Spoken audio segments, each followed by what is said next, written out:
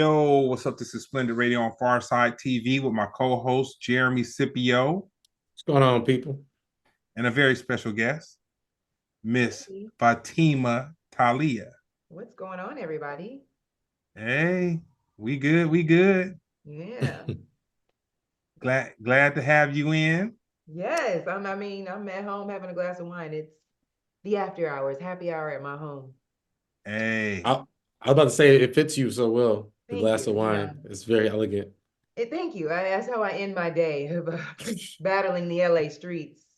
I wash them down with red wine. that's right, that's right. What city are you from? Born and raised in Chicago. Okay. Born and raised. Oh, well, this weather ain't nothing to you. You know what? I've adjusted. I've been here 12 years now, so I'll be like, burr at 40, 45, 50.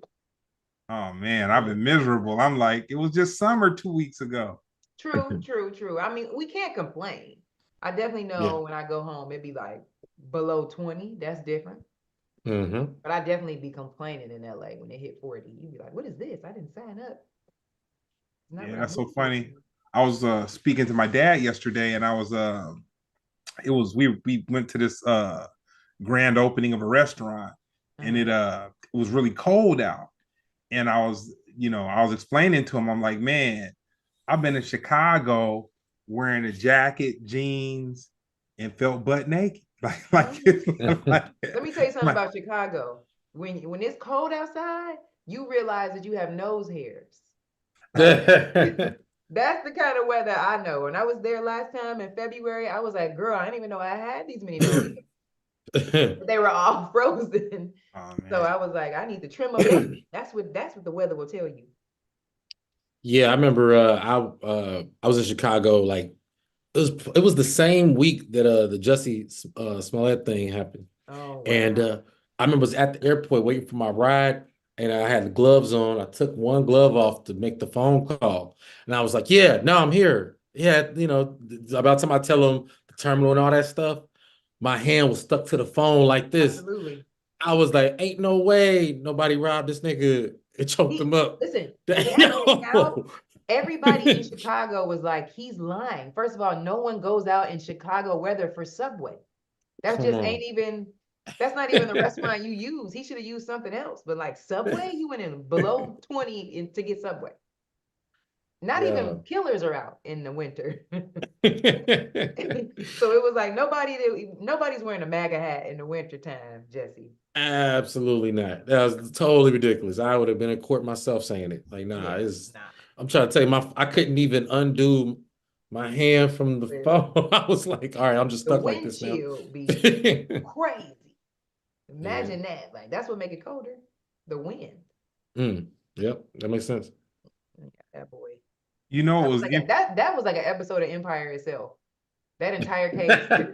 I thought it was a part of the show, the way it was happening. It was like the police, the whole storyline. It was like maybe he's doing an offset skit. I'd say that was the official moment because you remember Empire and Power was like neck and neck. Hmm. That was the moment.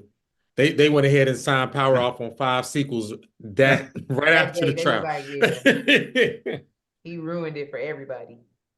That's you know crazy. who you know who called it, and I didn't want to give her the credit for calling it, but I mean, from the beginning, Erica Badu said, "Let's hold up, y'all, before we before we get into this. With There's the a yeah. little more to it."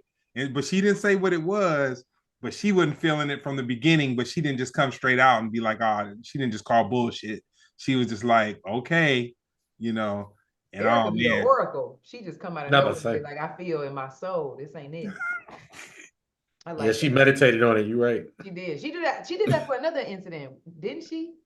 Something else happened where it was like Erica said, "Don't believe it," and it wasn't true. I can't remember what it was though. Dang. Erica said, "Don't believe it." That's all right.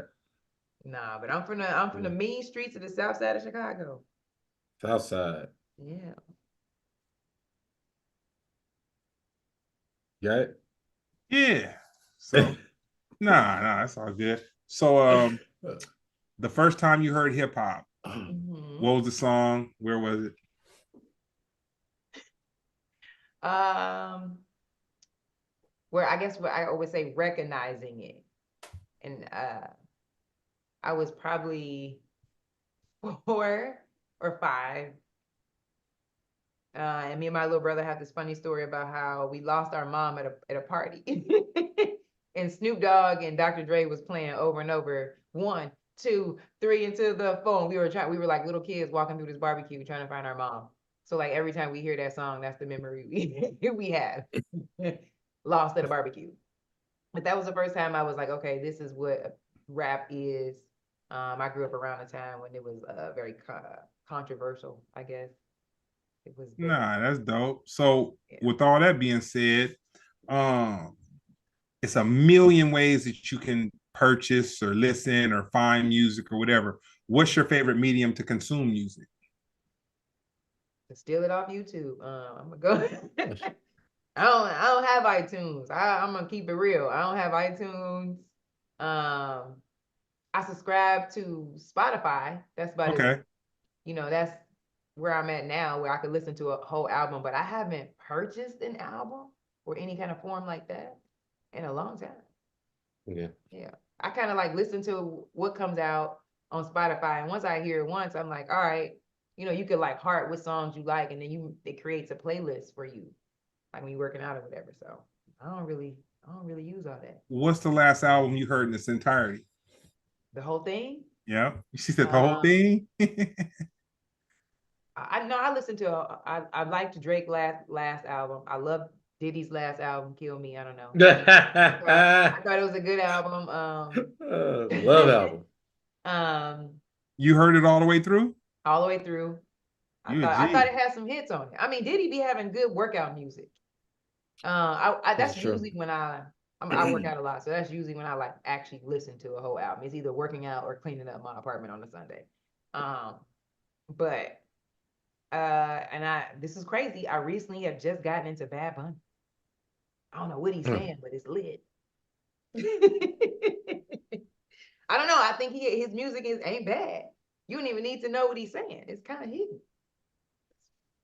Yeah, he's like the number one. He's the number one artist, Spotify and I feel like everything. those are the So yeah. last albums that I like listen to full out. Yeah, off the top of my head, I think that's probably I know what mine was Michael, because it was highly suggested to me. Michael who? Killer Jackson? Mike's album. Oh, Killer No, Mike. he told me to listen to it. So I was like, Okay. let me check it out, because it's definitely gonna win a Grammy. So we already know that's gonna happen. Killer Mike? Yeah, it's about time. And if you look at the other nominees, it's like, yeah, they're gonna give it to him. I don't think I heard this. You gotta send this to me. I gotta check. I'm like, I haven't Yeah. heard nothing about no Killer Mike. Isn't Killer Mike a part of like the whole Outcast crew-ish type? So see, it's funny. 'Cause, we got a sorry, comment section on YouTube where people chime in, and somebody got upset at me because I said that Killer Mike, he's part of this group called Run the jewels. Run the Jewels, right? And I said like, oh, Run the Jewels is more of like white people, and oh, that's when somebody got mad at me. It's like, no, it's for everybody. You don't understand, blah blah blah. I was like, yo, black people only associate Killer Mike with Outkast. That's it. Other than that, he been a No, you politician. said that. That's the first thing that came to my mind. He's like, he for everybody. I'm like, black people don't associate Killer Mike with, but whatever. I ain't trying to start no beef. But anyway, regardless, you kind of confirming something from last week. I rock Killer Mike. Look, he's been a politician for a minute, kind of, and now he kind of getting back on his own groove. And since he's developed a new fan base with the Run the Jewels and his political efforts, I think all of it's coming together to where he's when they say like Oscar bait and Grammy bait, you know what I'm saying? I think his stuff, he's in a good place to get. He already got the nomination, so and he's Really? also. His album was the precursor to the Andre 3000 flute album as well. So, yeah. That I didn't listen to that full album, but that was not a bad album. It's a good meditational album. It's a good bathtub setup. It's not what we was expecting, obviously, from him, from what we missed, but it wasn't bad. Flute. Well, that's gonna win a Grammy next year. Probably. Oh, Yeah. I know. Man, look, this stuff is set up. It always is. But I mean, I feel like that's what I don't use iTunes. I'll be honest. I'm one of them. I'm gonna figure out a way to get it for free. When's the first time? Oh, sorry. What's your favorite hip hop movie? Sorry. Favorite hip hop movie? Ooh, it's a toss up for me. It's a toss up between Belly Mm. and Backstage. Backstage. You remember the Backstage documentary of like following Jay-Z and the entire Jay-Z camp on their tour, where it was like Jay-Z, Memphis Bleak, DMX.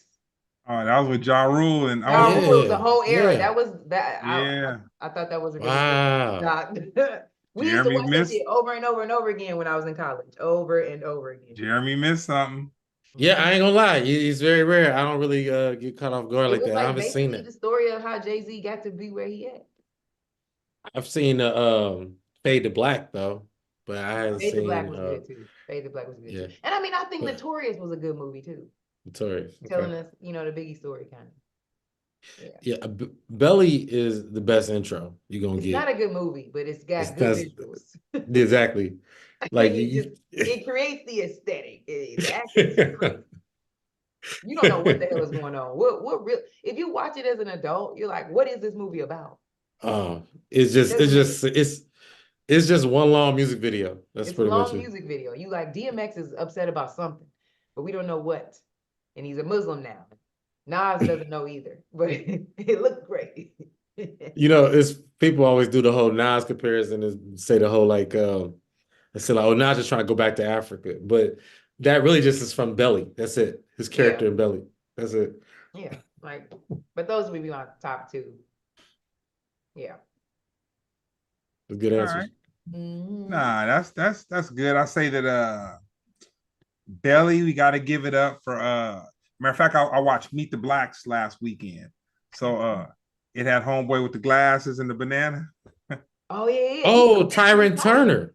Yeah, Ah, great actor. classic, You know this. classic. You know the story behind that, right? What, the banana guy? Yeah.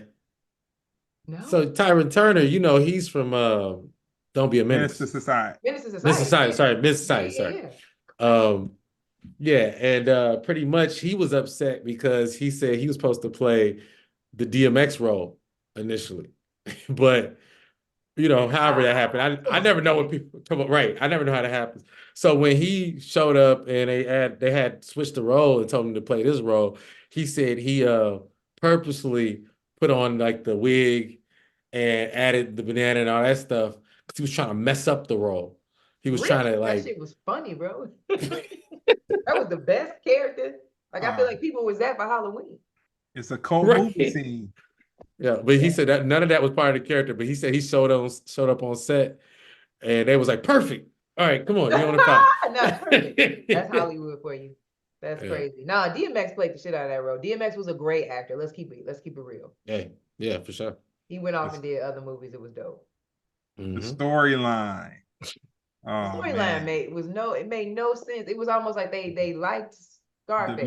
The Muslim playing basketball. Right. The feds come to the basketball court, try to Yeah. enlist him. But with all that being said, the soundtrack to your middle school experience. What were you Ooh. playing on your iPod? Middle school for me was Brandy, Of course. TLC. I was a big Biggie fan. Tupac was a thing around that time. I was obsessed with Immature. I loved all of them. I wanted to marry every last one of them. Oh, wow. Yeah, I think that was my youth. Boy bands, in sync. That's so funny. Because when you said that, I didn't picture you wearing it, but I pictured the baggy clothes. Like, oh man, the clothes they wore were so big. And I think it was Yep. some backwards. Crisscross were the kings Crisscross. of Oh, it. Yeah, of I It forgot was course. about some them. backwards. Forgot about that. I dressed it like that. I was definitely like a TLC. I was a TLC fan. So I wore a lot of crop tops and big pants, You wear boxers? all that. I was like when Aaliyah came out and did the like Tommy Hilfiger ad, Hmm. I was begging my mom for that entire look. I definitely was swooping something over my eye, like yeah. That was my era for sure. Yeah, when you used to do your Brandy sketches about the Yeah, room, that's man. super specific, but your voice is like perfect for that. It's so You weird. know, Like it don't even sound like it's skipping a beat. Like you really captured that. I love that show growing up. Thank you. I appreciate that. Like it was just tiring to do. Like social media is a tiring job in general. I Yeah. feel like when you're doing anything consistently, it's like people think it's just easy, but it's not fun. But that particular content did land me to be able to do a lot more voiceover. So Oh, really? I developed a voiceover career out of doing that. Oh, So okay. yeah, Yeah, it was like perfect. That's funny. thank you. I appreciate that. Speaking of which, what job gave you the best life experience? Ooh, ooh. What job just in general? Sure, in general. I Okay. mean, Um, working as a server, working in the food okay. industry, What was working the in the Working job? food, where? working in the food industry. Okay. I think that just you really get a perspective of people. Um, you get like working in the food industry, you see all kind of people coming through the restaurant, all types of stuff. Like I worked as a bottle girl, I worked as a cocktail server, a bartender. I feel like working in the food industry, you really get to see all different types of people from different walks of life. I would say that would be it. And then I was a dancer for years where I went on like tour and like Oh, did things. really? Yeah, that's where it began for me. Interesting. That was my first introduction to entertainment. I was a background dancer for 2 years. Well, Mhm. I didn't know that about you. That's funny. That's Yeah. why I like to do these with Yeah. friends because you be finding out stuff. I Do you was talk like, about that? I do. I tell people that, and people be like, "Really?" Like, I went to college, at Columbia College in Chicago, and I was a dance student. I like study like ballet and all that, and I was lucky enough at the time. My cousin was a recording artist, and she was touring with R. Kelly, and I was a dancer, so I danced for her. And then while I was dancing for her, I got opportunities to dance for R. Kelly and other artists that were on tours and You stuff. have told me this before. Yeah, so I like pretty much I was around when all that dramaticness was going on. Yeah, I I know. like, yep. This is not okay. This isn't news to me. When you said that, I was like, oh yeah, I remember everything now. I was in the throwing video, like when they have our little Asian girls dancing behind them. I'm one of those. Hmm. Yeah, that would be my top two jobs. Mm. Yep, Comedy, acting, or writing. comedy. You I think sure? for different reasons. Okay. Acting, you gonna live your life. You finna be able to pay a bill. You gonna live. You gonna eat good. Mm-hmm. Comedy, I feel like is like for me, is freedom. Freedom of expression, freedom to say how you feel and your perspective of things. And that's like so releasing. Like I feel like it's better than having a therapist. Like that you can't nobody take that from you either. I feel like being in the Man. industry and as long as I've been in it in the different forms I've been in it, like from being a dancer and now, you know what I'm saying? Like you don't control nothing in the industry, whether you believe you do or not. Like you don't. Mm, Like mm, comedy is the one thing I feel like in the industry that people can control. And I think that's mm, why everybody want to do it or think they hmm. can do it. Yeah. Yeah. So I would say comedy. And writing. There's a lot of forms to that. I think that you can write, but is it gonna be good writing? Mhm. I have dabbled in being in the writing rooms and I understand how that works. There's so many people that send in scripts and pitch every year. And I learned from who I worked under. They have this thing in the offices where it's like A, B, and C scripts. A scripts be like the millions of scripts that they got, they're gonna put them in the A pal and ain't nobody gonna ever see that. None of that shit gonna go to the light of day. B is a maybe. And the maybe scripts might sit there for years because they just maybes. The C scripts is everything they're gonna put out. So it's like as a writer, you could write your ass off, but it's gonna take a while before whatever you write to get heard or seen. Hmm. Hmm. So I feel like as a writer, it's a tricky job. And it's a lot of work that you got to put up behind that to have a tricky job. So that's why I'm like, I don't know. I ain't trying to put Yeah. all that effort in for it to be in the A-pal. Well, I feel quite privileged, doing this podcast with Jeremy. I've been able to see kind of the underbelly of comedy. a Yeah. little bit. He hasn't shown me the whole up underneath it, but I've been able to witness just kind of all the different personalities. And then, Yeah. I've mentioned it on the show a million times where I saw a show where to me, Jeremy killed it. He wasn't. He said he didn't feel that it was all that, but I was able to watch the comedians come on before him, Mm-hmm. and the audience was like dying to laugh, but Mm-hmm. the comedians just couldn't.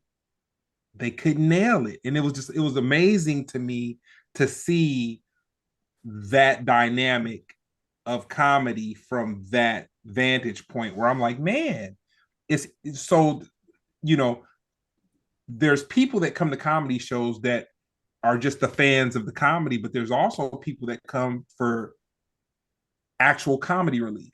Mm-hmm. That's their Mm-hmm. that's their thing. Mm. Like there is that comedy fan that wants to come and experience the relief part.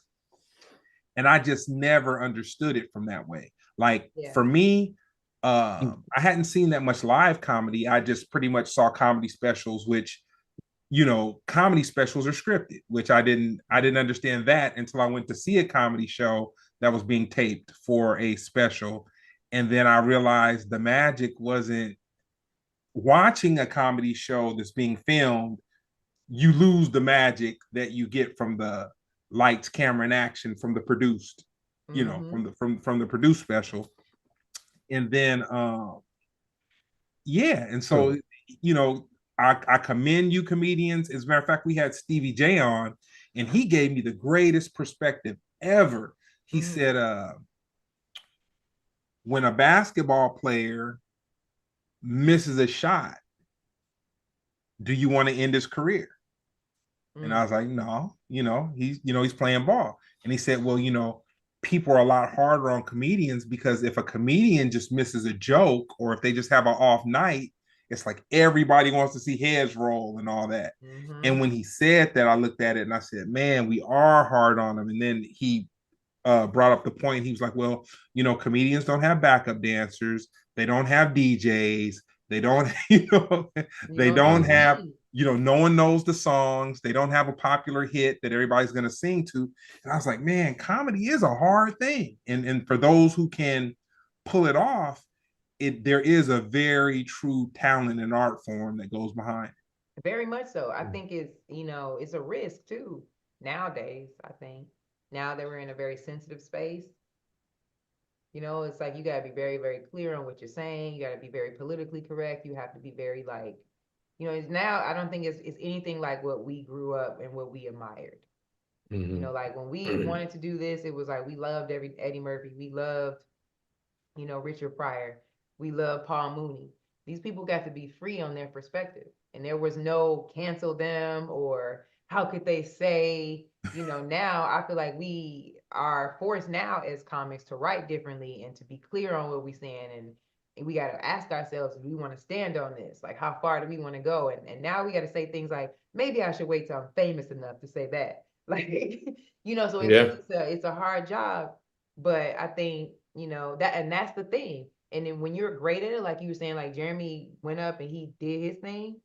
A lot of people want to do it because we make it look easy. Mhm. We make it Man, look easy. And that's why man. there's so many, especially living in LA, there's but like and I'm saying this, I know this because I still do like a lot of comics don't talk about this, but I love doing open mics. I like to work on my shit and hear Mhm. myself out loud. So I go to mics and I be shocked. I feel like this is a hard ass job. We don't get paid good all the time.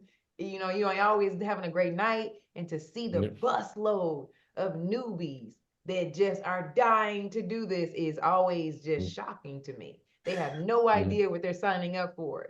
But we Mhm. make it look easy so they think, hey, I could do that too. Like if you ever been at a dinner or something, Jeremy, and like someone's like, "Oh, my coworkers tell me I'm funny all the time," or "I've been thinking." You're like, "Bro, you're funny at work. This ain't the same shit. Yeah. Ain't the same shit." Yeah. Yeah, it's I was talking to I throw his name out there, but I was talking to JD, Jermaine Dirty Dupri. No, I'm ball. kidding. No, no, JD Witherspoon. Okay. Uh Yeah, you're talking about the fact that there's no prerequisite for comedy, to do stand up, and like more and more people are deciding to do it, and it's interesting the amount of people who will find success in other places, and then they're like, well, I just go over to comedy, which in some ways I definitely understand because, if you have built an audience, let's just say you're a person who talks on YouTube, you've built an audience and your agent or whoever, repping you saying, hey, we want you to go on tour. Because a lot of these guys, they go on tour and they play games. Yeah. Like they play games. So to me, that shows like, okay, the only thing you can do if you can get that many people in one building with nothing else to do is stand up. You know what I mean? Do you think that But it's changing in front of our eyes? Do you think that, because I have this feeling sometimes, because I also work, I work in social media and yeah, I for have a sure. job at, like I was telling you, I work at TikTok. Hmm. Do you think it's changing in front of our eyes in a way of, I think in the last 2 years, it has become where more comics are becoming popular off of gimmicks and Yeah. crowd work versus storytelling.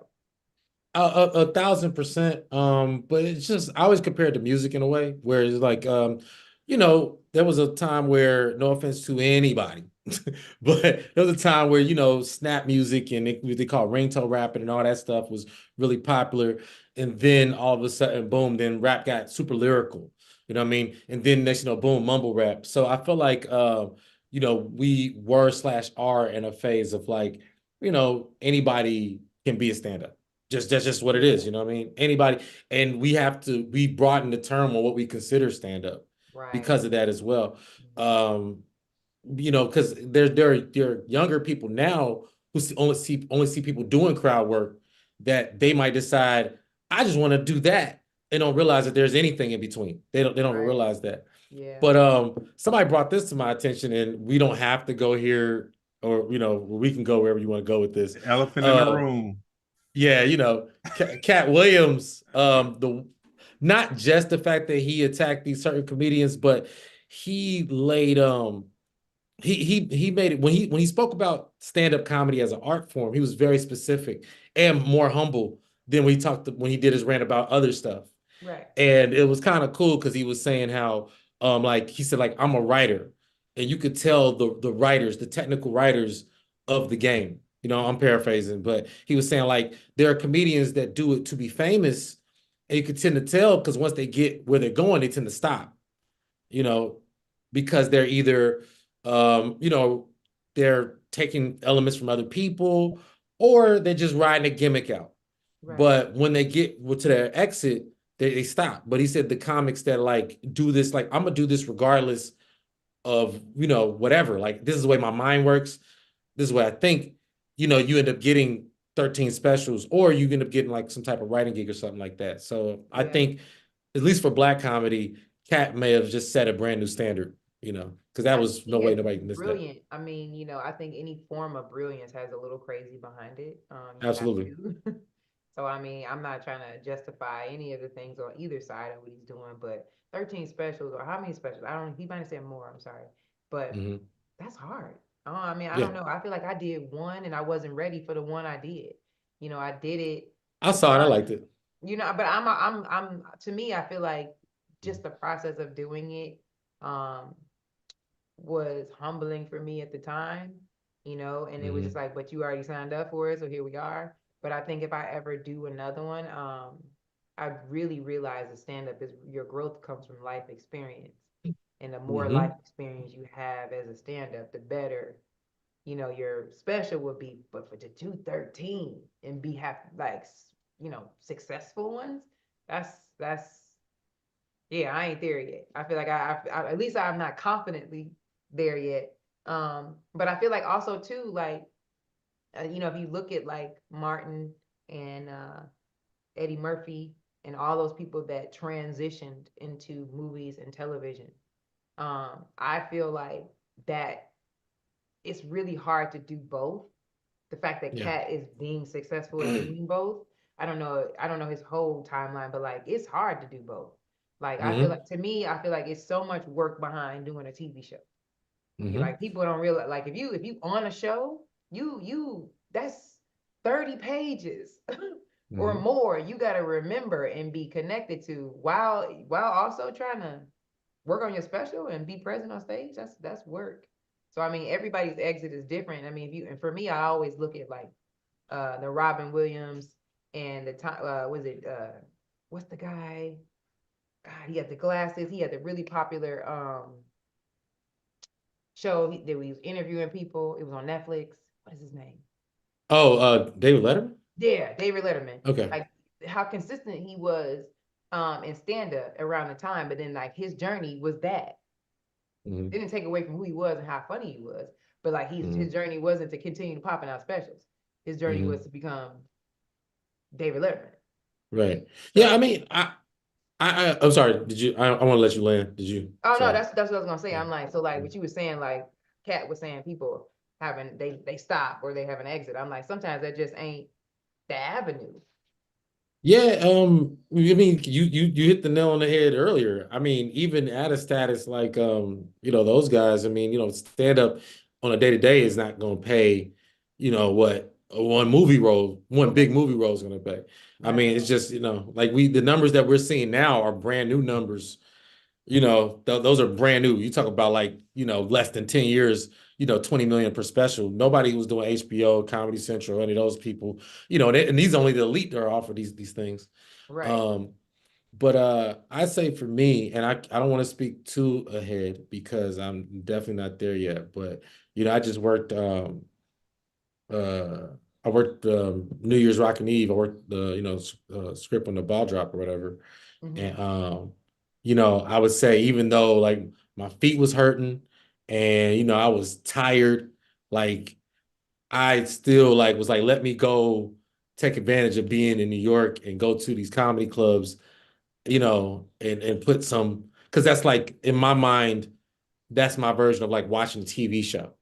You know what I mean? Love. Like, That's yeah. love. That ain't nothing but love. Yeah. I don't think that got shit to do with comedy. That's love. That's like a man. That's like a man that worked all day, but he's still finna try to fuck.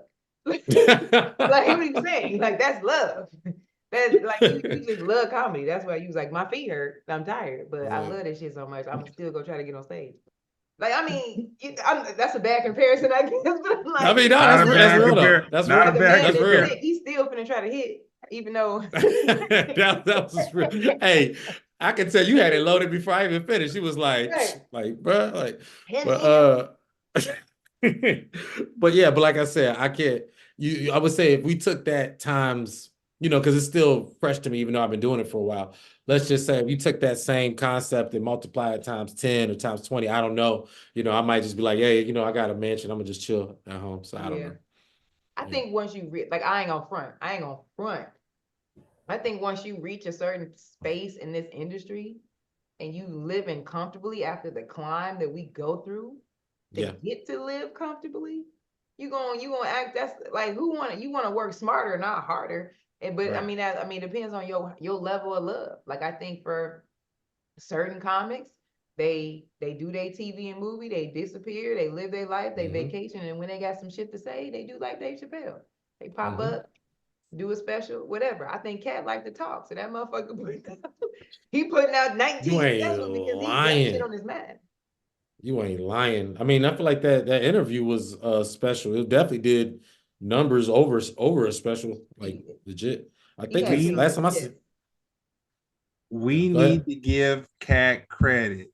No, I get that for breaking the internet. Oh, he did. He broke it. Like he and when I say he broke it, people been talking about it every day. Yeah. From the moment from the moment that he did it.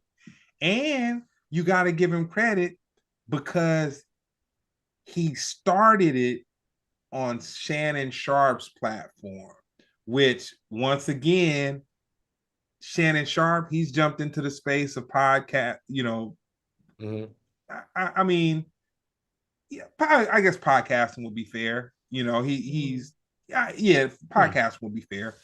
And for him to have a guest that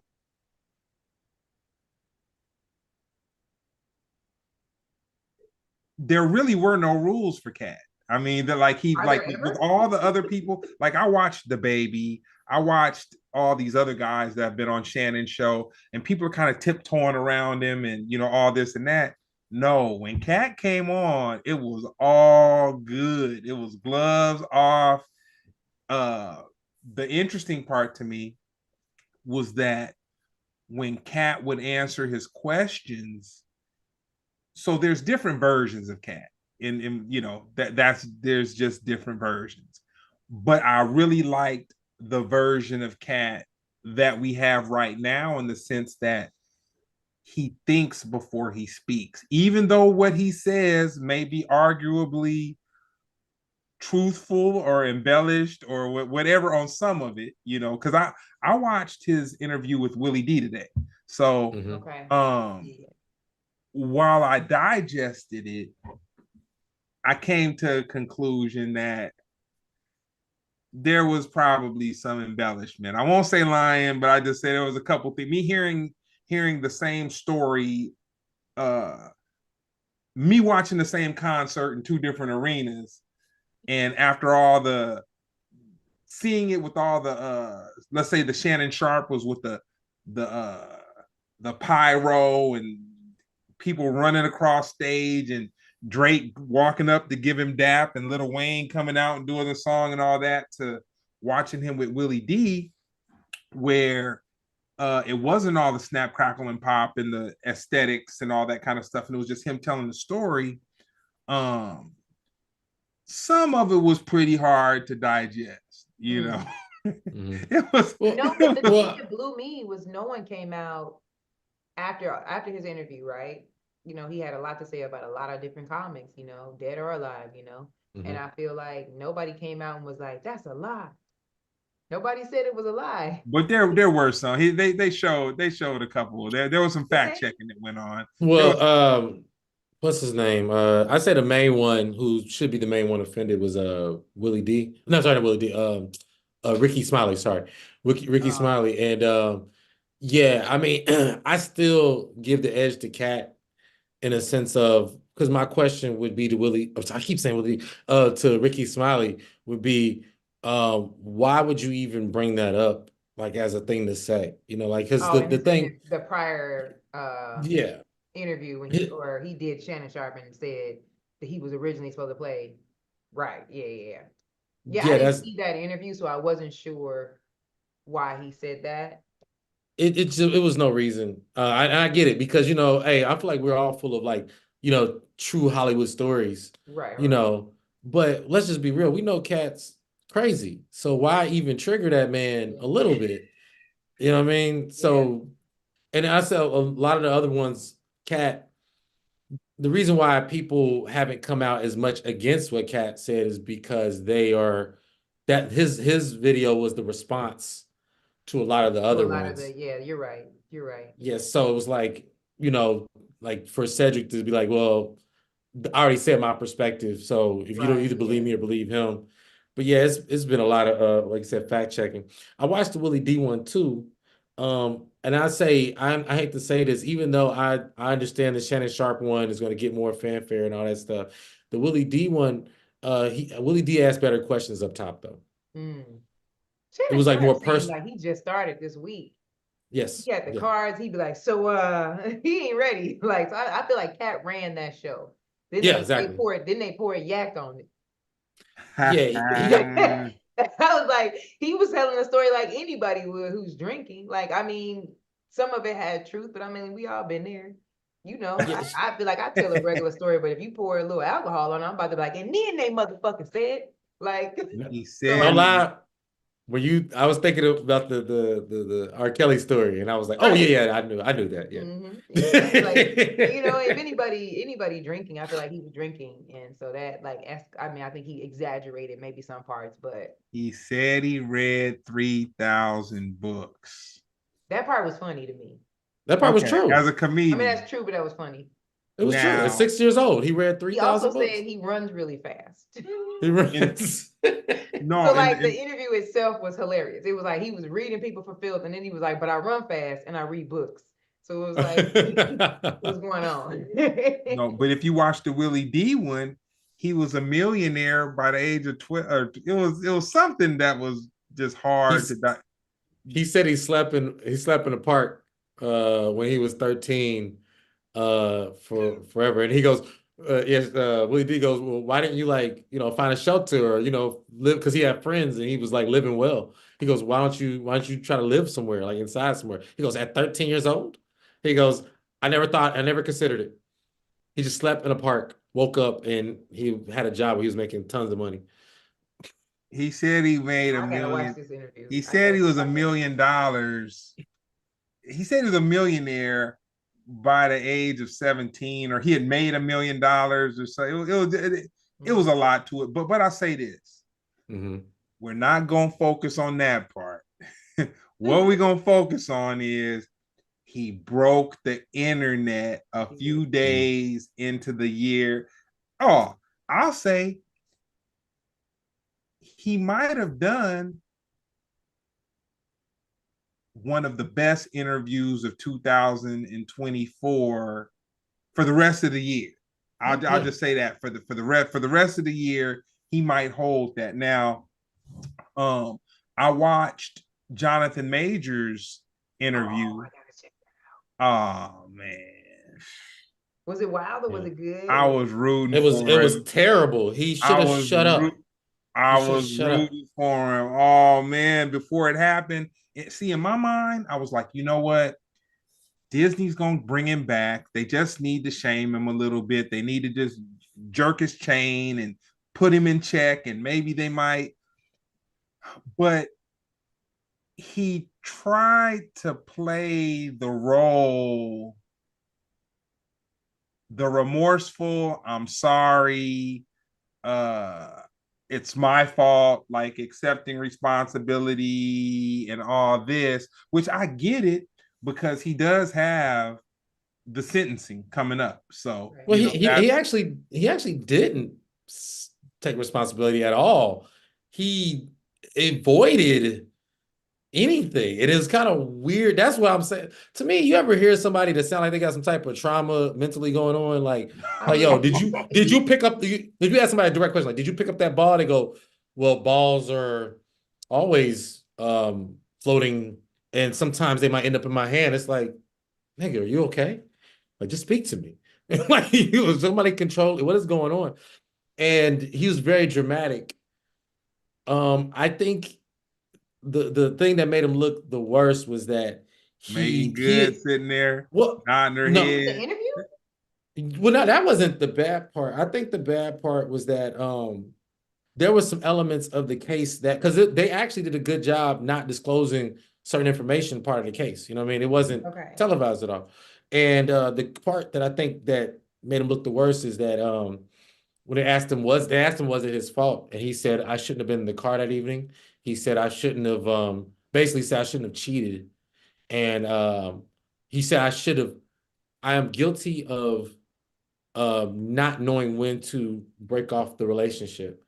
I don't think we were actually, we assumed, but I don't think anybody knew that he was cheating on the girl. Like, he was trying to break up with the girl, but he was cheating on her with this undisclosed woman that's clearly Megan Good. You know what I'm saying? We all knew that. I had a TikTok about that. I was like, this was her finding or seeing the text messages from his phone. As a woman, we've all been there. White girl, we've all been there. Like, listen, when I saw the video, I'm like, I might have chased a man blocks in my day to get the truth. When you mad as a woman, she don't even remember running that far. Like, she don't need, like, it just was, I mean, that part, I don't know. I think we all noticed that he was a little off when he did Creed. We didn't really know who, I'm for real. Like, I ain't even trying to be funny. Like, we didn't really know who he was. He was, to us, a brilliant actor in Lovecraft Country. That was an incredible show. One of the best shows I've binge watched in my day. And that's all we knew about him at that time. Like, that was his breakout, for me anyway. And then when Creed came out, he played that role too well to me. Too well, to the point where I don't know if it was it the Oscars or Emmys of 2020 or last year. Remember when him and Michael B. Jordan came out on the stage? Yeah. Still stuck in the character. Yeah. He's Hey, auntie, it was like, whoa, this guy is unstable. Like he's not okay. Like that. I mean, and most artists that are great actors that well, I don't know. Oh, Ant-Man. Yeah. Ant-Man, I was like, oh, he got a tick. He's not well. And I mean, and most, like, again, I feel like most talented people, yeah, you don't get to do that. God don't do that. He don't give you talent and sanity. It's just how it works. I He don't know. he You gotta have wore a the little something wrong with you. I said the same thing. I was like, this when you see somebody who has it all say stuff that off, you'd be like, okay, yeah, Yeah. God is, yeah, you can't have it all. You're absolutely No, right. it's true. Like Yeah. that's just how it works. God doesn't Yeah. give you talent and sanity. Sorry. Yeah. He gives you talent, and then it's up to you how far. Like, I don't know. I definitely feel like he's just different. I don't want to say the man is crazy, and I don't and guilty. What is it? Until proven guilty or whatever. Yeah. But he might be misunderstood in an artsy kind of way, and that Definitely. part there's nothing we can do about that. We'll never know. Well, as a black man, you have to know exactly what you're up against. You know, I think with him, he was gassed up a little too much.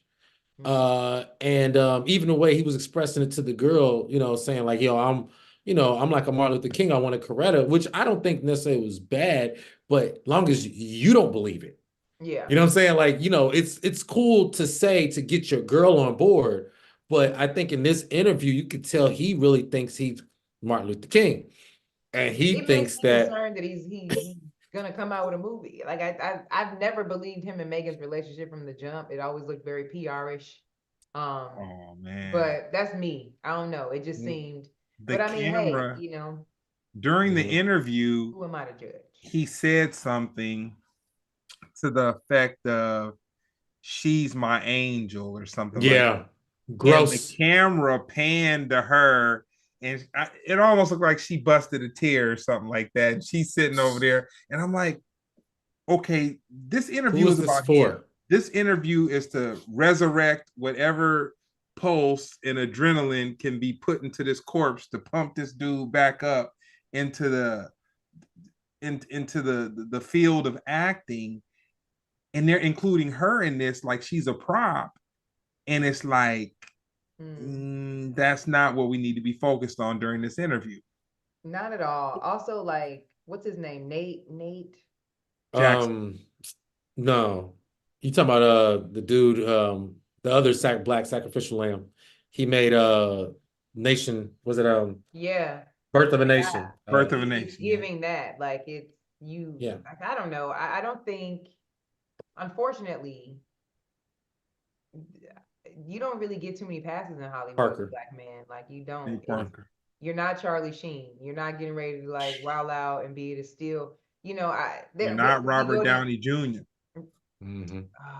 Oh shit. They Yeah. resurrected him from the dead. They brought him Yeah, back. you're right. I forgot Well, about I think he had enough favor. I think he, with time, that. he can slash could come back, not to the same prominence, but I honestly I joke about this. I was like, yo, he just go ahead and call Tyler Perry and go and get those popping first. You Yeah. know what I'm saying? We see you again in 5-10 years. You know what I mean? Right. After you played, the abusive ex for a couple, you know what I Couple mean? years. Yeah. You'll be But back. but with this, you have to, I think when you're doing stuff like this interview, you have to decide, is it going to get more people on your side or less? Yeah. I don't think even with the guilty verdict, it was a misdemeanor. I don't think anybody was convinced that he was actually guilty. I think that was just to shame him. I Yeah. think with the interview Oh and man. him verbalizing some of the actions, Yeah. that hurt him. Yeah.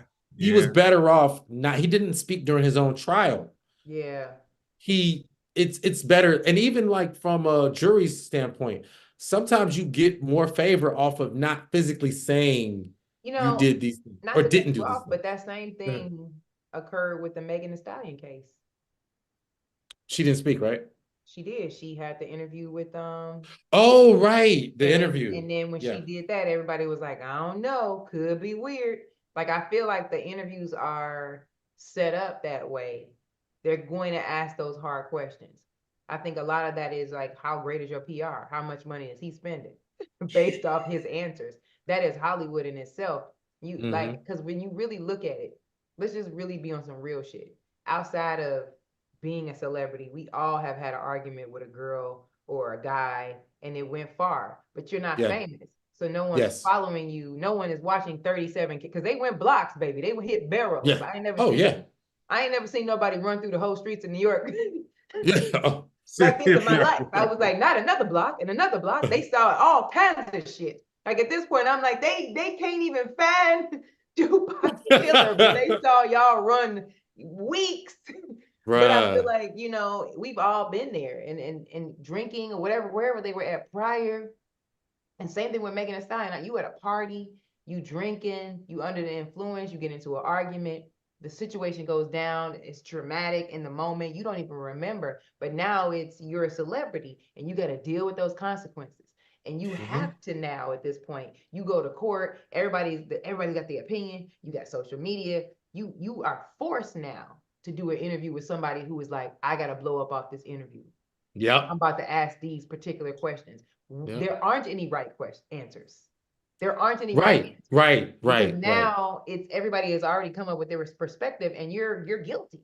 So either way, whatever he would have said, everybody was going to overanalyze it and be like, he crazy because he was blinking too many times Yeah. when she said. So like that could be any of us. You know what I'm saying? So like to me, I look at it like when you decide to do this thing that we do, you deciding to say, I no longer want privacy once I reach a certain level. Because really, even if he wanted to diffuse that, let's just say he wasn't happy in a relationship anymore. He had been trying to exit. Maybe they went to dinner, had way too many glasses of wine while he was trying to say, hey man, I'm dating somebody else. She snaps. She's a white woman who snaps, by the way. And she's hitting him because that could happen too. I ain't gonna ever say I'm innocent. I'm not like that now, like this now, but I've been in a space where I'm like, what you say? Like, you know, now you're chasing him down the street with the phone or something, and like they got you on camera. You gotta talk about your behavior. And now everybody else gonna have their opinion. And he did that with a white woman. Like, where he fell off is he just talked too much. That was just basically Should have said nothing. Should have said absolutely nothing. I think, but then how do you do that? Because your team is like, we're losing everything, Jonathan. They should have. You gotta say something. They should have prepared him better. They should have. But then again, what if you wait too long and they like I don't know. Wait and work. Somebody gonna hire you still, Jonathan Majors. Shoot, if I was writing the script right now and I can get Jonathan Majors in it, I'm like, yo, I'll fight for him. Would have let him go. Come on. You still Jonathan. You ain't gonna be the star or nothing for a minute, but you gonna be. You can play drunk uncle or you know what I'm saying. Come in and kill the role. You know what I'm saying. Like, come on, man. They make Color Purple 2, and you could play Danny Glover's character. You know what I'm saying. Come on, man. Come on, man. Quit playing. Taliah went through that too. When she was it with Gail? Yep, Gail. I would never take an interview with Gail King. Gail don't play no games. Gail gonna be like, so we got the receipts. We saw Gail be there. Low key, she be at the event. She be sarcastic with it. So she wants you to act the fool. Gail is like an auntie that got receipts. She not playing with you. Speaking of which, this is actually a great segue because Gail King was interviewing Taraji P. Henson during the Color Purple and Taraji broke down, which was interesting, the timing of the breakdown and the way she described it about them not paying specifically Black actresses. And she didn't say the person's name, but all signs was pointing towards Oprah, who's Gail's best friend. So yeah, well, I would like to know, first of all, what's your take on Black actress pay in Hollywood? And you don't have to be you, but just in general. I mean, I wouldn't know a lot yet. I'm still new to the game. Smart answer. I'm still new to the game, so I don't really know. Like that's way above where I'm at, so I don't know. But I do know that Black women are looked at as less than in this industry. No matter what we do. I feel like we go above and beyond to be great. And just like what we saw at the showcase, as an example. And it had 2 Black women last too, by the way. I thought that was Exactly. We're at really the interesting. bottom of the, the totem pole and the best of the bunch. But it's like they gave the energy in the room. Like that, I feel like in Hollywood, you deal with a lot as a Black woman. And it's you're never enough. And I think that that's what she's holding on her back.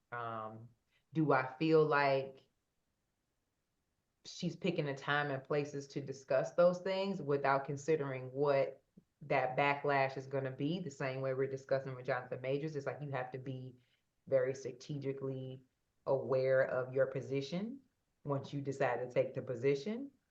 Unfortunately, what we decide to do with our lives, what we're doing, says you don't get to be human anymore. You did sign up to be a superhero now, so now you got a poker face forever. Unfortunately, that is the truth. And I think, with how much she's put on her shoulders and how much she's been dealing with, I think she's just tired. And maybe she's reached a level like Kat, where it's like, I don't really give a fuck no. I'm gonna just tell y'all what's going on. And this is with that. Some people have gotten to that, but I don't, it's the same way with the Christian Keys thing. Here's the thing. I believe in that one out. You grown, and this has been going on all this time. You gonna wait until it's kind of like you need to really think about your timing, where you're at in your career, how it's gonna be perceived. Can you handle that? Like it's a lot behind that. So I don't know. I think with Taraji, I think it sucks that she's at the level that she's at and she has to deal with what she's dealing with, because all of us are looking at her career and we want that.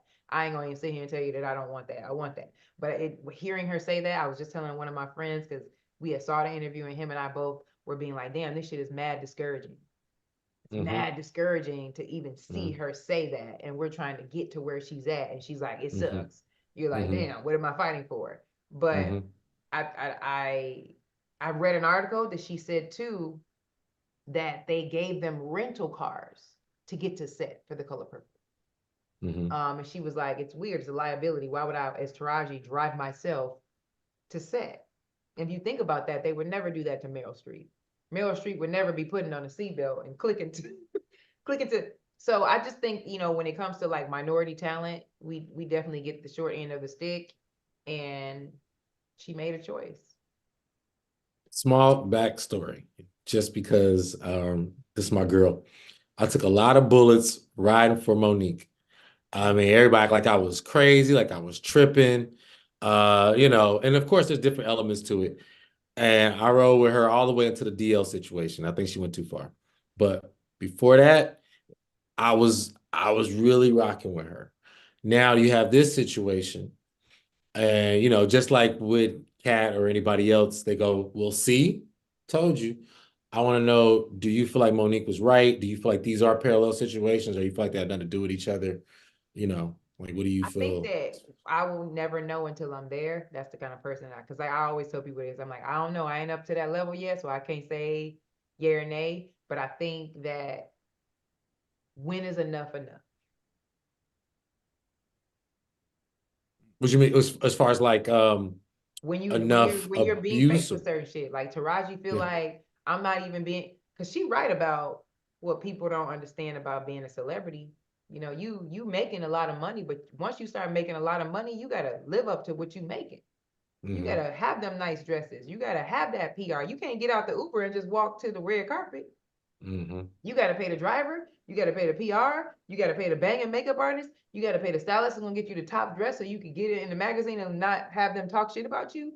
You know what I'm saying? Be like, she was looking terrible. You gotta pay all them people. And when do you say enough is enough? I think a lot of Black women are just facing that. And the same thing with Monique. I think she got to a point where she was like, I'm tired of playing the game. Hey, why can't I say what's really going down? And if I can't ever talk about what's really happening, okay, I'll give you a dope ass example. Okay, I can't think of the Okay. girl's name, but she came out with it was one of the uh white girls from the show with Zendaya. What's that popular show? The kids show, dang, Euphoria? What is it called? Euphoria? For you. Euphoria.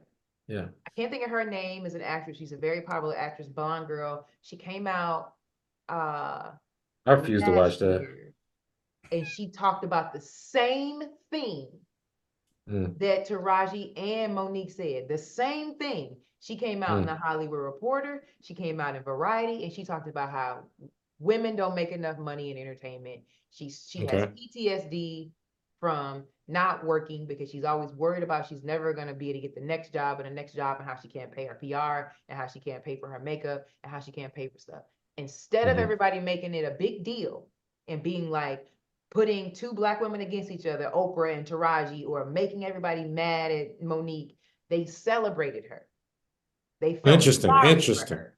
They were Interesting. like, this is terrible what's going on in the industry. How could this be? That is the #1 show. That article ended up getting everywhere and getting positive feedback of what she's going through. And now she's in every movie and she's fine. Hmm. So, and at Wow. the end of the day, I look at these two black sisters of being like, what are we really fighting for? If we can't say what's really happening to us, and it turns into now we got to make Monique a villain. Now we got to say Oprah and Taraji don't like each other. Then, but we don't Well, know because we're not there. But that's a true thing. I read that article about her, and she said the same thing. I agree with what you're saying, but I mean, I think well, what you just kind of mentioned the common denominator in that, it's like why are these black women choosing to speak out when it comes to what I would like to call the black woman? You know what I'm saying? So I don't think that is I don't know enough about Taraji and her situation, but Mhm. I ain't gonna lie, I'm studied up on Monique. Like I'm a fan. Yeah. So but when it comes to Taraji's situation, I do question if she's being that strategic. This is somebody who works with both the black and the white world. And she even admitted that she said Benjamin Button didn't pay her, but of course you take it because of the opportunity. And even me in my personal life, sometimes it's hard for me to get mad when a black person screwing me because I'm like, I accept it from white people as a whole. We'll call that the law or the standard, or that's just the way it is, or government taxes. But when black people do, Right. it's like, hey, bruh, you know what I'm saying? So it is extremely interesting. I Mhm. also saw this too. It's like if people would have came gathered around Monique when she said it. Right. This is Monique, the Oscar winner. You know what I mean? This is Monique, because a lot of people were saying like Monique was, you talk about good enough as a black woman. They were saying Monique wasn't good enough as a black woman. I was like, she had Wow. 5 years, she carried 5 years of a sitcom. I Yeah. mean, the park has lasted longer than Moesha quietly as it's kept. You know what I'm saying? And it wasn't because of Kim. Right. I No, was no. saying, I just think that that's what that's at the end of the day, that's what the point we're getting to. yeah. And I feel like that in life in general, that whether I'm in entertainment or I'm not, as a black woman, we are expected to have a different type of etiquette than anybody else, whether Mhm, you're a man or a white woman or whatever. We are expected mhm, to, instead of being like this sucks or this hurt, that goes deep rooted in this mhm. country. It has nothing to do with entertainment. Even as a black Right. woman trying to have a baby, you hear black Yeah. women saying all the time, like, "Oh, they don't think that we really are in pain." I You feel? round of applause to both of them for deciding to make that risk to put themselves on the line to say what's really happening. Mhm, Because I think we're not allowed as black women to really say if something hurts us, if we don't like something. If we do, we're always perceived as angry or dramatic or too much. Like mhm. that's just always what we're faced with. And like I told you, that's the point I was trying to make. Like this Yeah. popular white girl had the same story and they celebrated her. You heard Mhm. that story for about a week and everybody was like, oh, that's so sad. You never saw them over analyzing. Look at Taraji standing next to Oprah. They must not be friends. Like people doing the most. Yeah. Like, they slaughtered Monique. I don't know her personally. I don't know her, personality personally, I don't know, but I do feel like as a Black woman in general, like even not being in entertainment, I'm talking about working in restaurants, going to the doctor, anything in my life, like I always have to second guess the way that I approach things because of how it's going to be perceived. I can't go at a job and say something's bothering me without them being like, oh, you're being this. Or I can't go to the hospital. I'm like, I don't know, this makes me sick. Well, you're being too this. Like we're always looked at as being too much of something in a certain area when we speak on what we don't like. So I don't know. To the point of Jonathan Majors, one last thing. So he says, if as a Black man, I would have been chasing a white woman down the street, I wouldn't be alive right now. No, he said no, you're right. But the way he said it, I was like, man, it's so dramatic. It's he said had that been me chasing her, I would have been shot and killed. I'm like, dude, and you understand, you're saying this to the white audience. You think they got tears for you, bro? Definitely Hey, not. what when he said that, shut up. When he said that, the only thing I could see is him sitting between Michael B. Jordan's legs. Oh wow.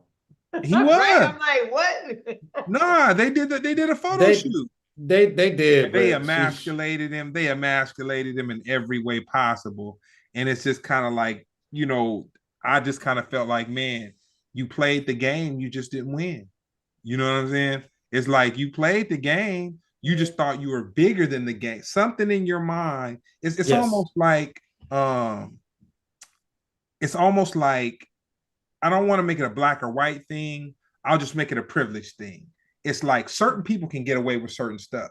Yeah. And it's like my father tells this story all the time about when he got into the insurance industry and how, my father pretty much just worked hard, kept his head down, just kind of like did what he needed to do to build his business.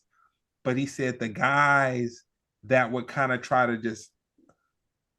just blatantly just do what other people did and got away with it, these guys would just get fired, or they would just get like, man, they weren't able to do what other people were able to do. And it's kind of like, Jonathan Majors, he felt that he was, I don't know who he felt he was one of, but he felt he was one of somebody, and he was shown that he was definitely not one part of the club, whatever club he thought he was part of. He still ain't. That interview showed he still ain't learned his lesson, so he got a lot of more bumping his head to do. That's all. Yeah. But he'll be fine. He's rich. I mean, yeah, he'll be okay. But I mean, I don't know. I will say this though, when I saw that tape and how many blocks they ran and how many blocks she chased him, I definitely was like, this is some next level shit. Not saying that I don't know, I wasn't there, I don't know who's in the wrong, but like the fact that she chased them that many blocks though, and nobody said nothing, that is kind of true. If he chased her that many blocks, I don't know if they would have shot and killed him, but somebody would have been like, hey, why are you chasing this white woman several blocks? That was some dramatic next level. Like I don't know, I didn't watch That's facts. But like that's come on, man.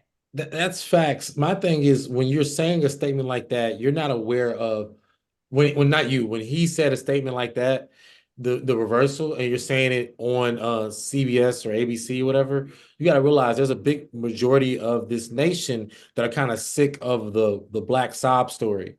So you can't sell it to them like you shot and killed. You can state the fact that it would have been handled differently. Yeah. I wouldn't have the same rights and privilege, but now you're trying to play for white guilt, say I'm shot and killed, and they're like, bro, this ain't 2020 no more. We already gave y'all stuff, bro. We George over y'all. Floyd. We gave y'all George Floyd. We're over. I was like this. If you thought you was gonna get more favor, you definitely just got less. Yeah, And you're saying it on a white platform. If you were saying on a black platform, we'd be like, yeah, cool, right. But you right. saying it to these white people who they already see you as, hey man, Jay-Z said it best, black nigga, dark nigga, still a Right. nigga. Like Still a like nigga. you Yeah. you begging for forgiveness for people who they either already forgave you or they don't want to see you. Let me ask y'all this. So y'all trying to date the snow bunnies after this, or who would you date? That's the biggest lesson Hey, he you learned. think the snow bunnies, they like, how they say city girls up, city boys Yes. down, like, is white girls down now? Down. Yeah. That used to be the like, you get your first black wife and then your next wife be white. You're gonna see that change in the next few years. Yeah. I'll say I tell this. you this, ain't no black woman gonna go that many blocks. She might chase you a little bit, but that was too many blocks. After a while, you can be like, all right, Darnell, whatever. I'll catch you at the house. Like, I'm not going in. That I'll was a lot say of this. blocks.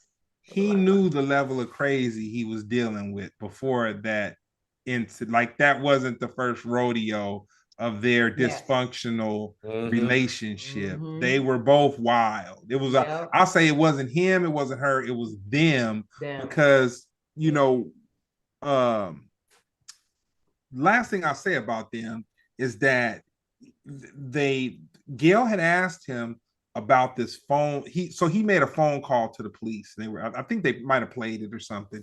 Mhm. And he was like, my girlfriend's naked from, her she was naked from her waist down or something like that. Mhm. And he was like, I'm mixing stories, but that was part of what they were talking about. And then he said, I just want to kill myself or something. And then they asked him about that. Why would you say you wanted to kill yourself? Like it was like Dude, what? Oh, I gotta see this interview. it was like This, it was horrible. It was if I horrible. was his lawyer, I would have jumped up and socked him in the face and said the interview's over. Like, yo, what is wrong? It just reminded me of the R. Kelly thing when they said, like, you don't Yeah. date teenagers, do you? He goes, by teenage, what do you What do mean? you mean? How Yeah. old? Boom. Shut up! Shut up! Yeah, How that was, yeah. stupid can you be, bro?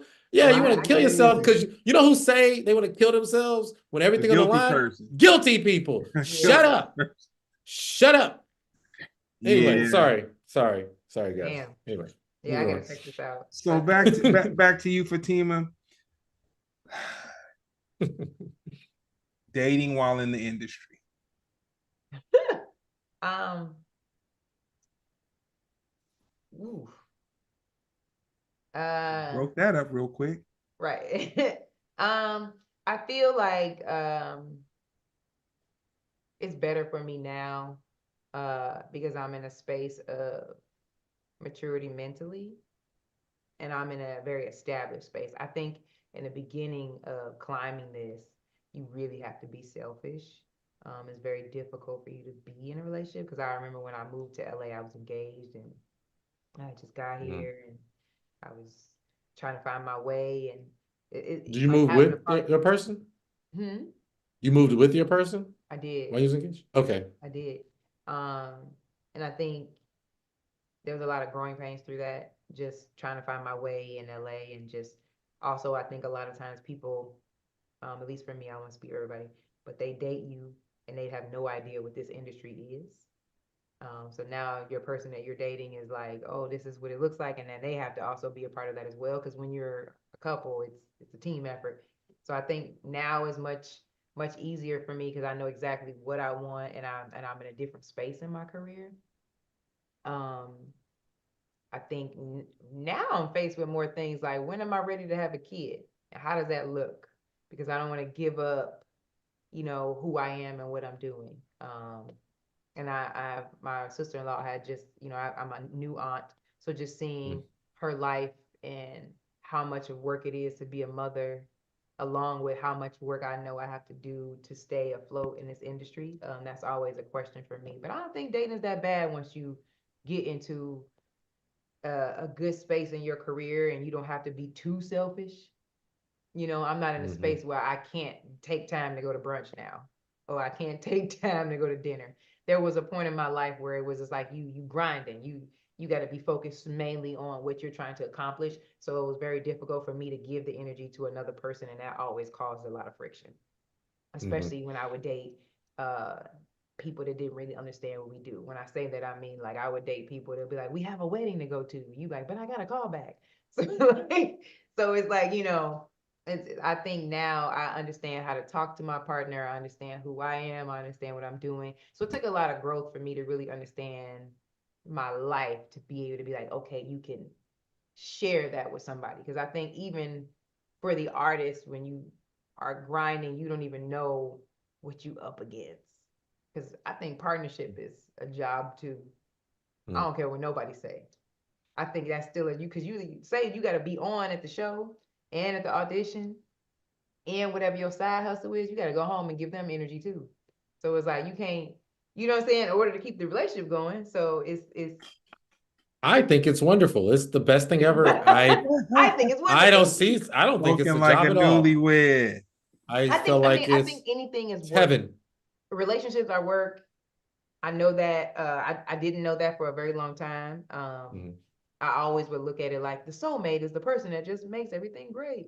But it's really on what you can tolerate with a person. So really you got to find your person that you could deal with their icks and their life, their family, and their dreams and their down points. Because you got to think about this too. What if the person you're with is depressed? Can you stay with them when they in a like? It's so much to partnering with someone. So I think I'm in a different space now where I think I can handle that better. So I don't think You've it's grown that. up. Yeah, it's growth. I think it also I've chased enough people blocks and barrels. I've had enough Jonathan Major moments to where I'm like, okay, this ain't for you. So I feel like it's just that. Like you got to go through bad relationships and failures, and you got to see yourself in a toxic space, and you got to see yourself in a bad space in order for you to move to where I'm at now. So yeah. You want to briefly talk about Life in Pieces? Oh yeah. I the show, right? You talking about the show? Yep. That was cool. That was one of my second guest stars in LA. Crazy role. I played a fire marshal. And they had a real fire team there. And I mean, I don't know if you ever wore a fire jacket. It's mad heavy. They had me wear like the real suit and get on there. It was like mad heavy, and they gave me a real hatchet. So I almost lost a toe because it was like, don't die. But that was a fun role. Great show. It was only like a guest star. I did it for the day, but it was a great show. I've been lucky. I think the best part, like I tell people all the time, I try to tell other comics that I don't think I'm just like a overnight.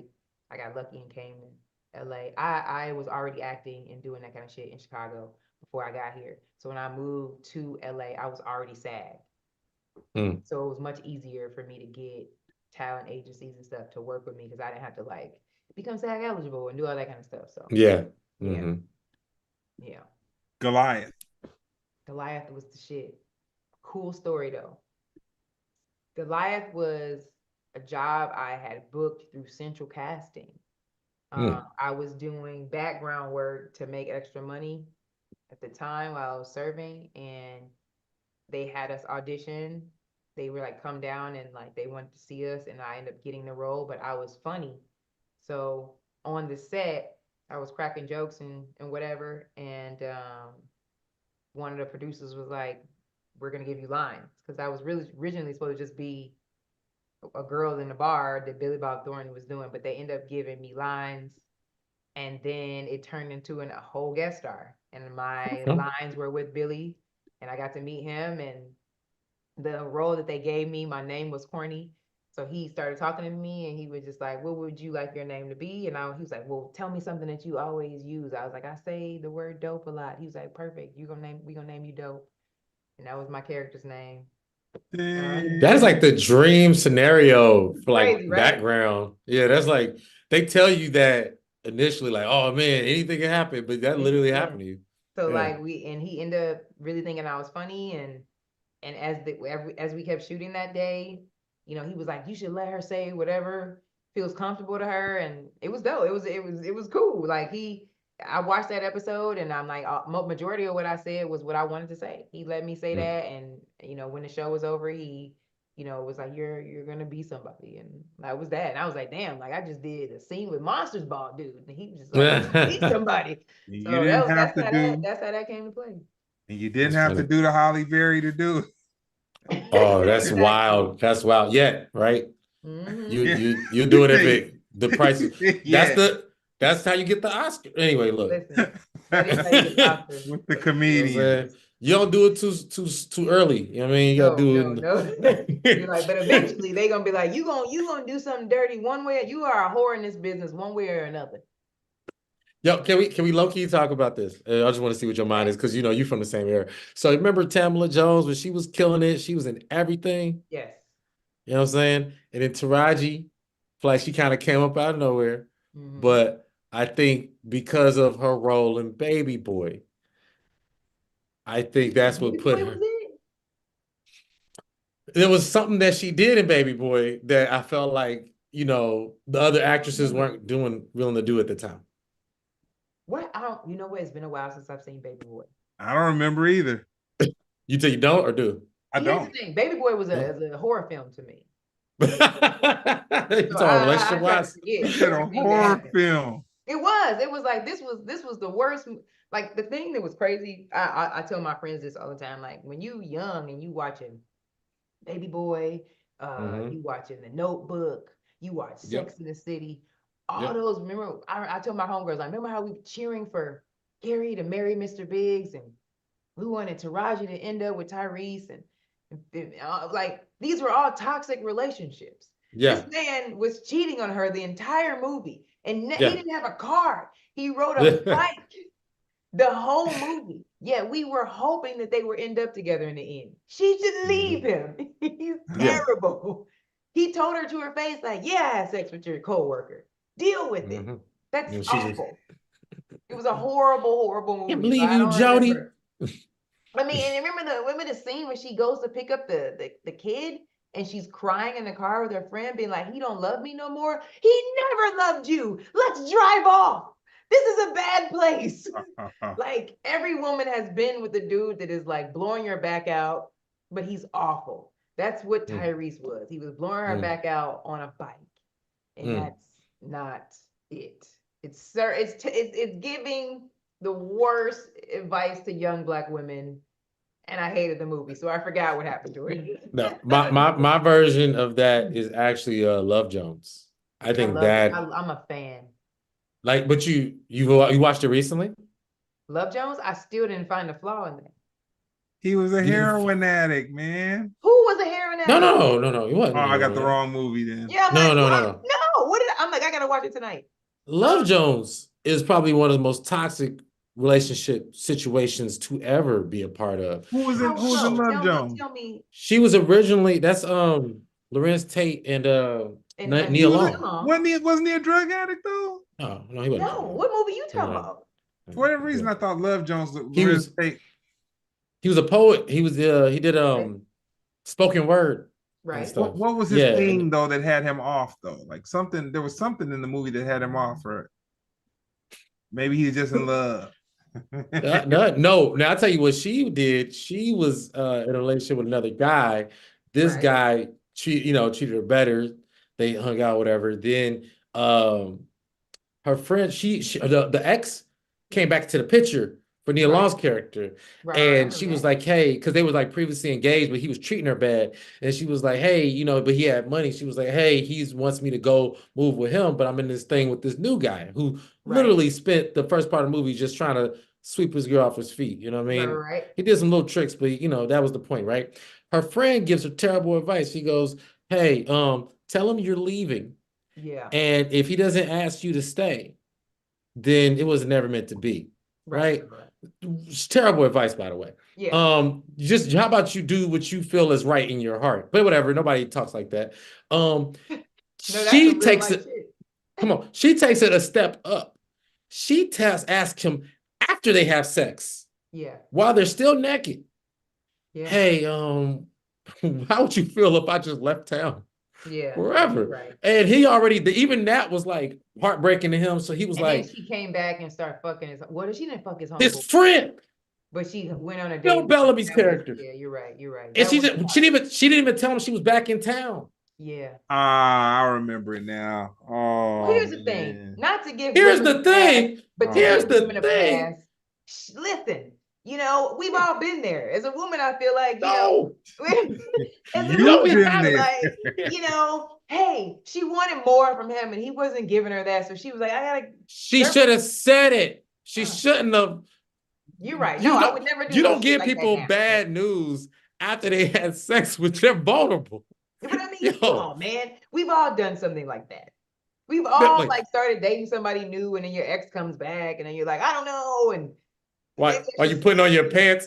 Y'all laying there cuddled up, and you start putting on your pants. You go, oh, by the way, how would you like it if I just never came back? Would that? In I would say this in an immature state of mind, which that movie was showcasing, they were just dating. Right. Well, there was guess no what? ring on her finger. You know that mentality. People think that. I mean, I don't That's think cool. that way now. When I was a kid, I was like, man, I want that. That's Love Jones. That's love. Yeah. Nah, man, that was stressful shit right there. That was toxic. But anyway, very, very. I forgot about the Bill Bellamy thing. Was wild. Yeah. Whoa, man, look. Yeah, he did stuff too. Don't get me wrong, but that was the part where I just couldn't believe. I was like, am I watching the same movie? Is it the alternate cut? I don't remember. But if you really want to be honest, she kicked it off first. He was kind of like really feeling her, and then she went to the ex, and then when she found out that she went to the ex, he started dating someone else. But he wasn't dating that woman because he liked her. It was just like, well, he was hurt. Yeah, he was hurt. They don't acknowledge when men hurt. I'm gonna give you this. I'm gonna give you this. It was the woman's fault, Love Jones. It was her fault. Man, she was wild. But anyway, she was wild for that. Taraji, but they worked it out. I guess they end up together after they was in the rain. Yeah, that was wild too. I would have left it. But Taraji, simply put, Taraji had the wildest sex scene in Baby Boy before Monsters Ball. I think Monsters Ball took it up a notch, but Baby Boy was first. Wild. Her and Tyrese was like, it wasn't, most times it's just supposed to be breasts, you know what I'm saying? Yeah. But they would, she was calling him Daddy Dick and everything. It was a wild sex scene. Yeah, it was. If you watched it on BET, right. you didn't know that. I forgot all about that. Anyway. But that's when you see her, she bugging out. That's why she at the interview was like, "Look, I gave y'all what y'all asked for, and y'all still don't want to pay me. This is crazy." I called Tyrese daddy. He's nuts. Yeah, I feel her now. Now that you pointed that out, I'm like, shit. Let me call Taraji out. I understand why she. We talk about men in a dress. We don't talk enough about what Black women got to do to take it up to the next level. You got to show some titties. You either got to show some titties or you got to be a crackhead. Crackhead. You got to be a crackhead or you got to show some titties. If you attractive, you got to fuck and show some titties. If you not what Hollywood considers attractive, you got to be a low down dirty crackhead. Because Monique had to be a horrible person to get. Yeah. Worst mother to ever grace the worst screen. Mother of history. They even took down Mariah in that movie. You remember seeing Mariah in that movie? She looked like they found her in the couch. She looked. Yeah, I ain't never seen her look like that. That's the blackest I've ever seen, Mariah. Okay. Dream Tour. What's your dream tour looking like? Drink tour? Sorry, dream tour. Your dream tour. Like who's on the road with you? I mean, if I were to go out with somebody else, I would love to open for Dave Chappelle. Okay. If I go out on my own, I would take, as of now, obviously people that I feel like make me feel good as a person. Everybody picks their friends. I would pick my show partner that I have now, Lorelei's Mara. I would take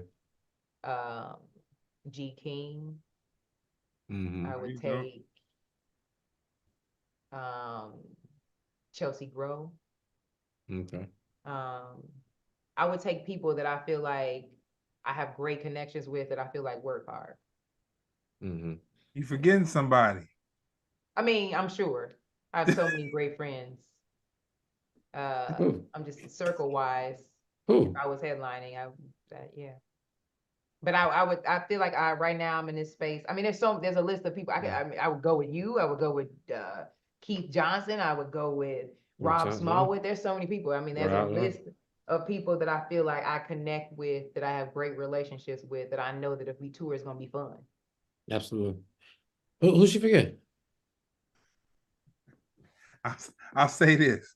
A footnote, because we're about to be down to the end of the wire, but as a reference, on the Willie D version of the Cat Williams interview, the Ali Sadiq situation. I didn't see it. Very interesting. That's something for you to go and check out. I gotta check that out. I've never met him, so I don't know. Yeah, the Ali Sadiq situation. Okay. Yeah, very, very interesting. That's hilarious. Yeah, no, that was funny. Definitely gonna check this interview out. Yeah, I don't know. I've never met Kat or Ali Sadiq, so I don't know. Yeah. So, if you were to have a biopic, what would it be called? Perseverance, baby. Ooh, that's a good name. I feel like from where I came from and what I'm doing, you know, there's nothing that ever stops me. I feel like, I feel like I've been faced with so many moments in my career where I'm like, is this gonna work? Do I need to go back home? Is this not the right thing? I know, I don't know what you spiritually you are, but I know God, he tired of hearing me being like, bitch, this is what you're supposed to be doing. Because that's the conversation we have on a daily. I'd be like, oh my God, not this. So perseverance, determination. It'd be called I like that. It would be something about a woman who is unstoppable. I feel like I don't want to toot my own horn, but I feel like 12 years in LA, I ain't had sex with nobody for nothing. I don't really roll with a crew. I've worked hard. Legitimately have just been somebody that likes what I do, sticks to my craft, delivers at all times, and stays humble. Yeah. Sounds pretty dope. And who would play you other than yourself? Ooh. I would go with,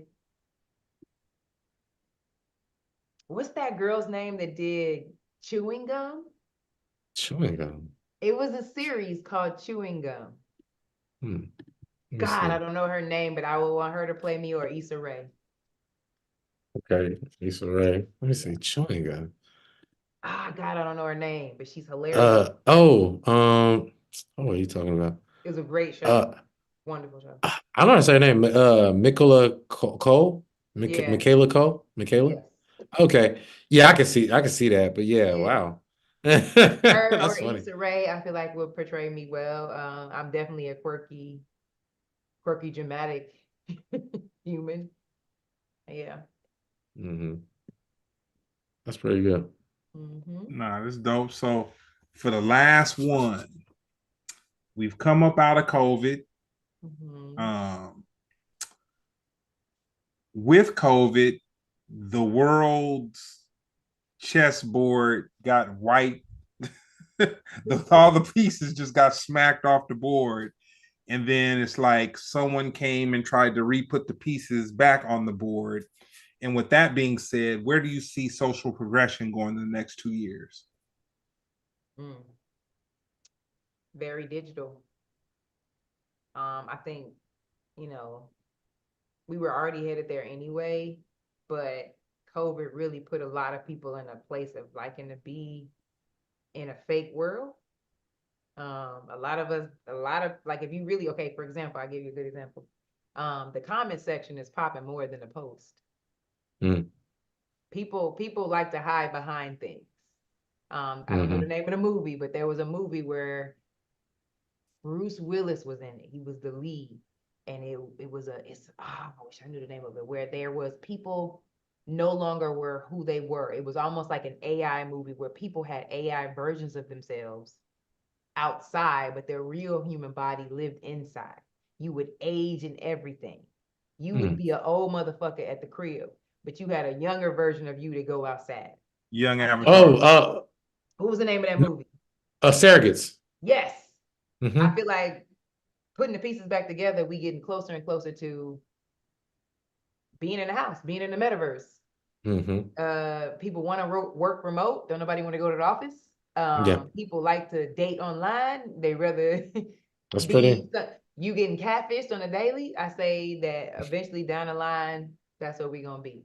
It's not gonna be a lot of outsideness. If you an outside person, you edgy.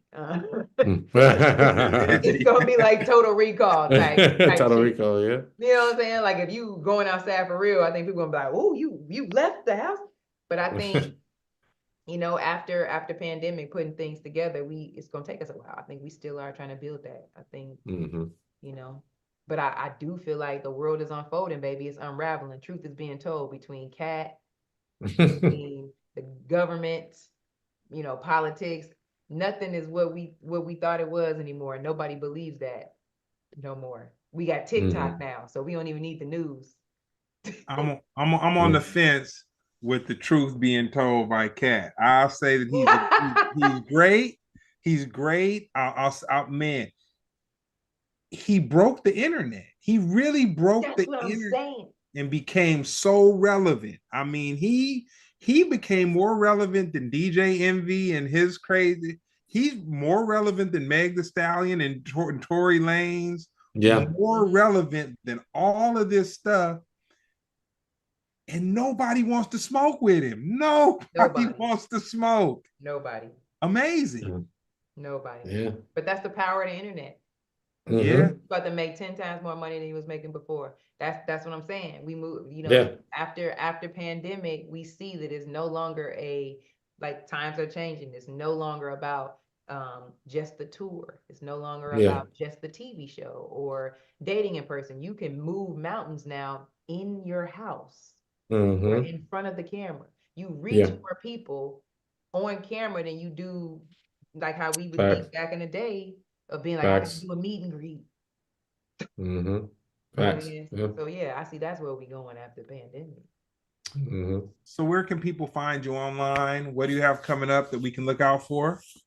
Everybody can find me as my name. It's everything is that. Fatimah Taliah is my TikTok, my Instagram, my YouTube, everything. I have this week I'm doing Netflix as a jokes, Serious Radio, taping for my comedy album with them on Thursday, if people want to check that out. And then after that, I run my own show at the Hollywood Improv called Cozy Energy, and our next show is February 4th. So you will find out everything I'm doing on social media, but I stay busy. I stay moving and shaking. All right. And you, Jeremy, what do you have coming up? Oh man, Thursday I'll be at Abbott Kidding and Venice. This weekend I'll be at the Comedy Store. At Jeremy Comedy on Instagram. I'm sorry. I gotta get on that show. I hear that's a really great show. The Abbott. Yeah. What's her name? Ellen Harold, I think. Yeah, it's blowing up, so it's doing really well. Yeah. Oh, well, with that being said, this has been another episode of Splendid Radio on Farside TV. Thank you, Miss Taliah. Thank you. I appreciate you guys having me. This was a lot of fun. This was a good combo. Absolutely. Appreciate you. All right. Thank you, guys. All right. Peace. Enjoy the rest of your Tuesday night. I will see you around, Jeremy. Take care. Absolutely. All right.